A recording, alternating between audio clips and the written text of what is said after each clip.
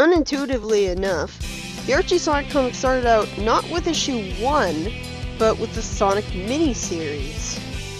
So that was kind of annoying for me. I'm going to briefly summarize my main opinions on the first story because I technically already reviewed it earlier. Problem is, the last time I reviewed it, it was kind of, well, the audio wasn't perfect. The story is about a leak of water being discovered in Knothole that everyone's worried about because Robotnik will use it to locate their base as a result. Tails looks hideous on the first page here. I don't really like the design of him.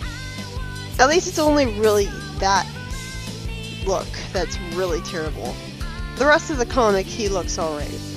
I find it stupid that random badniks can talk. Even more stupid that Sonic actually stops in front of a caterpillar instead of immediately destroying it. And Sonic breaks the fourth wall by condescendingly telling the audience something they're already going to find out of their own in the next few panels.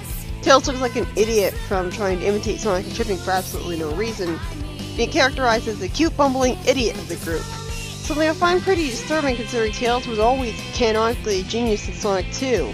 I don't really like how he's characterized in the early comic. Like, he doesn't even really do anything. Sally makes it obvious that she idolizes Sonic and is a dishonest tsundere about it, which I don't really find funny. There's an albeit funny joke with the way Sonic greets Antoine in response to it. Like, seriously, that is actually pretty funny. I wasn't expecting him to say yes to that. And Antoine makes a very awkwardly stilted dialogue that is half-heartedly justified as him being bad at making dramatic speeches. Eggman vows to eliminate Sonic the Hedgehog, sitting at a desk full of words that insult him. Seriously, how delusional is he that he's not insulted by all this? He correctly assumes that the Freedom Fighters are outside the woods because his satellite spotted non-robots in it. And after a genuine moment of tension where Sonic takes a while trying to find a magical artifact from the well, we get a genuine bad point in the comic because Sonic uses the ring as a Deus Ex Machina. If Sonic can just use any old ring scattered around all the levels for Mobius to grant him whatever wish he wants, why can't he just wish Robotnik into a jail cell? I can buy that rings grant him temporary invincibility, but this is just too much considering what a plot hole it creates. Why is the ring so restricted in what wishes it can grant that it can only inconvenience Robotnik like this? Is it that the ring can only grant simple wishes? How does it even determine what a simple wish is? And the very, very basic plot of the comic that serves only to gently introduce you to the series ends with the Freedom Fighters planting trees to show their love of nature. Now, I have no problem with the plot being basic since it is the first issue ever after all. It's there to establish the setting and everything. But there's so many problems with this one panel. I guess these are magical willow trees that can choose to start weeping in response to bad things happening.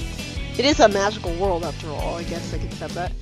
They bury Antoine in the dirt like a bunch of bullies, and even though Sally's supposed to be the one person among them that cares about him, at least a little, she's not helping him out in expressing disapproval. She just stood by and let this happen. So did Tails, even though he's supposed to be a sweet little kid. Well, this issue in general doesn't actually make him look like a sweet kid. Just a regular tag-along kid. Sonic winks at the camera for another unnecessary fourth wall breaking moment, and Rotor uses a pun as an excuse for why he pulled a mean prank on Antoine.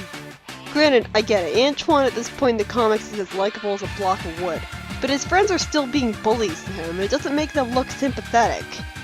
Why did Antoine let himself get buried in the ground in the first place? How long would that take? I've never seen so many different problems with one picture in my life. But yeah, it was a good comic. It was an enjoyable read. And now for the real meat of the video, something I haven't seen before. Oh no, Robo Bobo.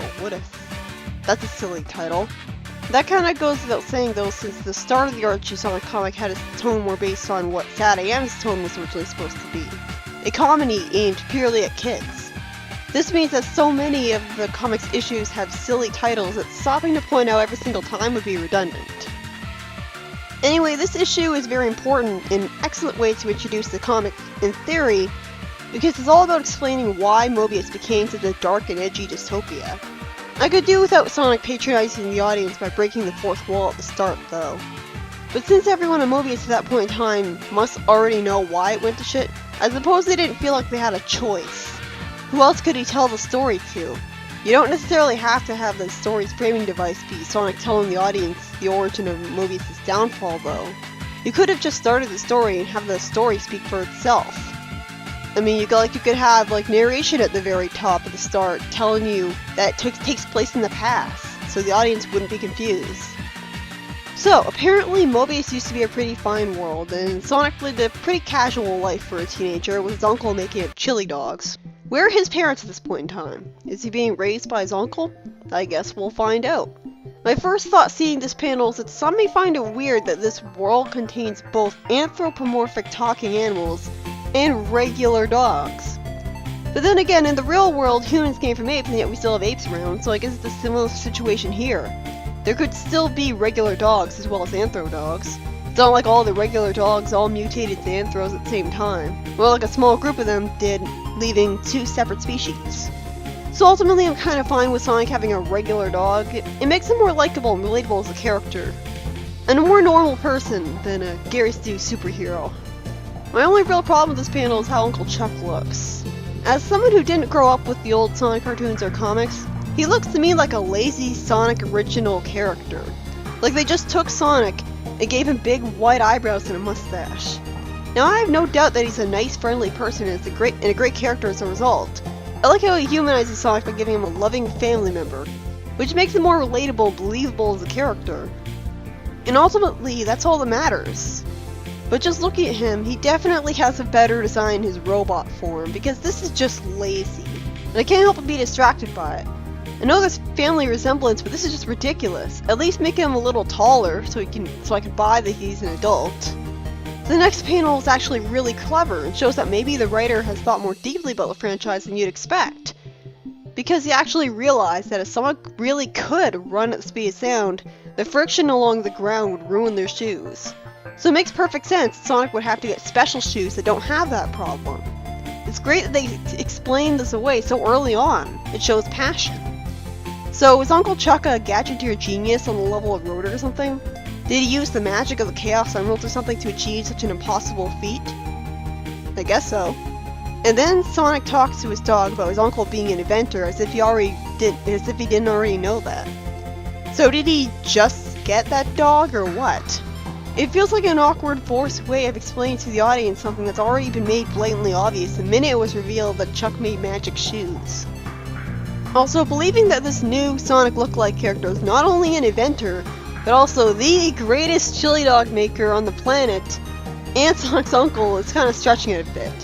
They really want us to be impressed with him. Seriously, that's something an original character in a fanfiction would do. It's a good thing he's such a likable character.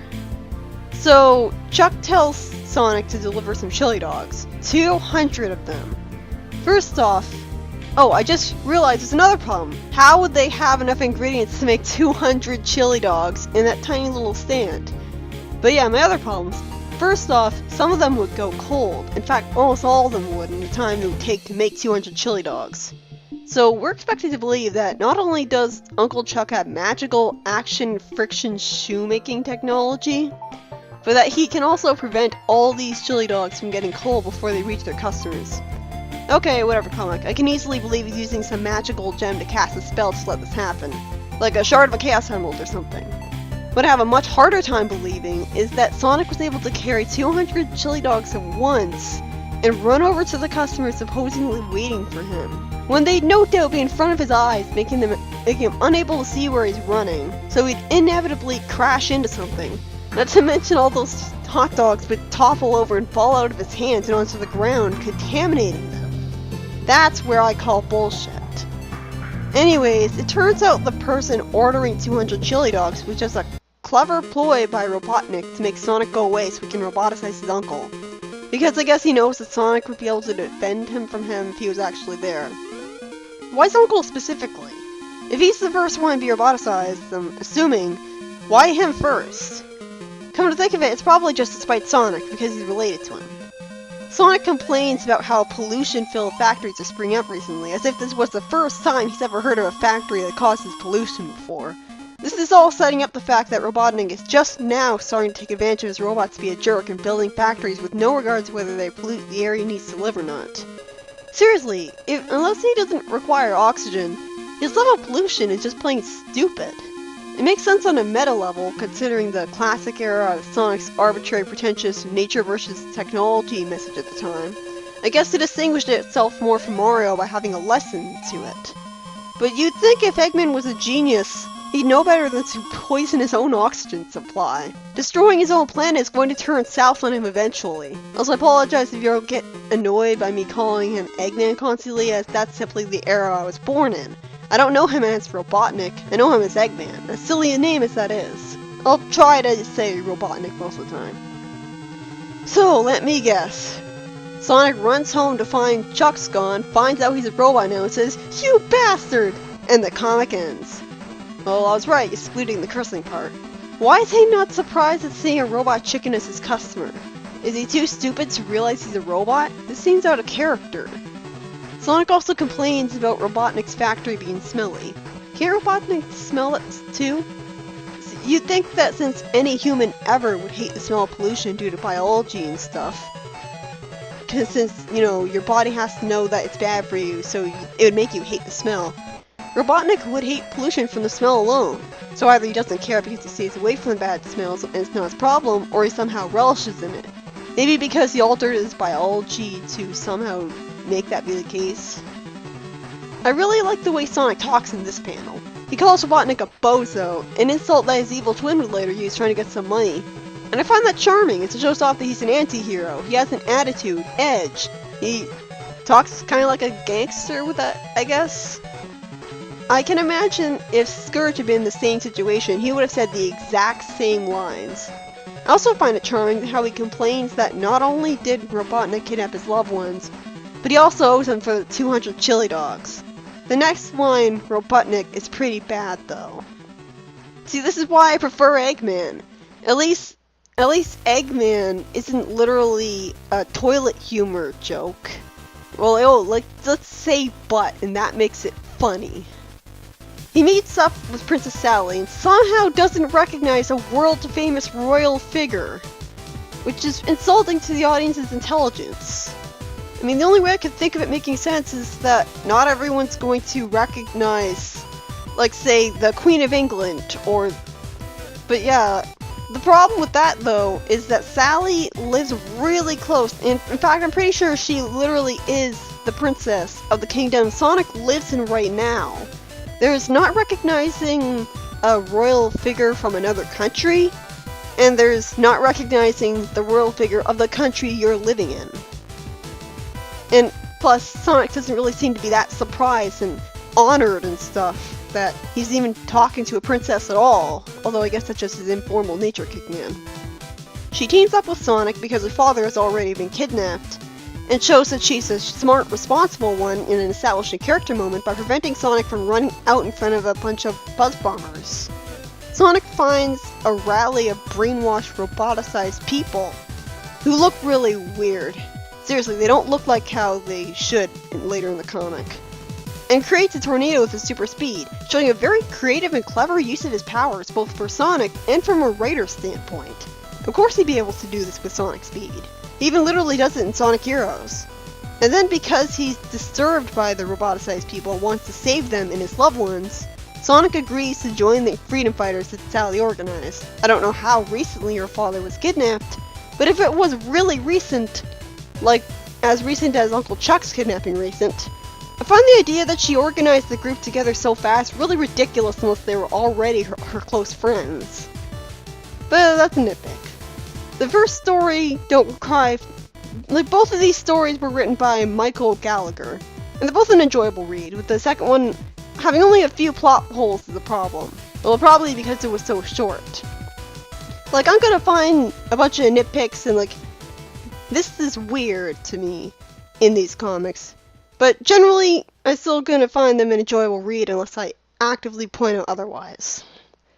So next up is Sonic Miniseries 1. And I was really meaning to get to, like, reviewing these comics for such a long time. So I'm glad I'm finally starting to do it now.